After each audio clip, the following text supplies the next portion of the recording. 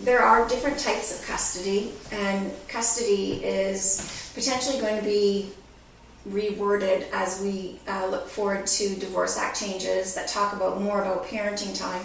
But in terms of the current legislation, the words custody and access are the ones that we are utilizing. So custody, people think of a child living somewhere, but that's residency. Custody, on the other hand, is decision making for a child. So you can have joint custody where parents are to jointly make decisions about significant matters for the child's general health, education, and welfare.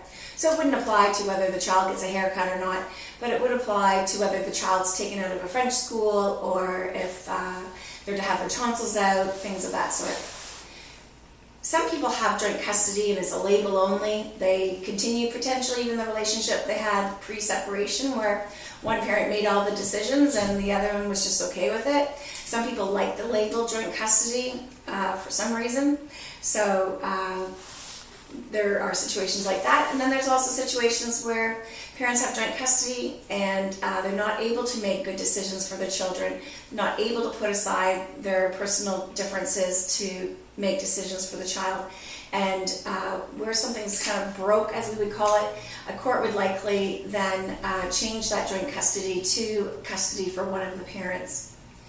Again, to have joint custody, which is joint decision making, you have to have two people that can work together, cooperate, communicate.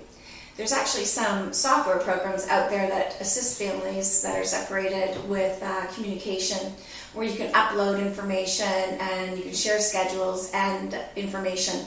They also help people recognize when maybe they're not using the best of language or the best communication. And keep in mind too, this software keeps a record that nobody can destroy, and it often can also become part of evidence for a custody trial. So there is such thing though that people talk about shared custody. That would be when it's really shared residency, and that can take many forms. It's either usually a week on, week off, or what we call a 2-2-3. And in that case, the children go back and forth more often. One of the trends right now is to avoid transitions, so avoid times where the child has to go from one parent to the other. And the trend is to have a parent pick up or drop off a child to school so that there isn't that opportunity for the parents to have to get together and expose children to adult conflict. This is resulting in sometimes longer weekends for access parents because they will keep the child till Monday morning and bring the child to school.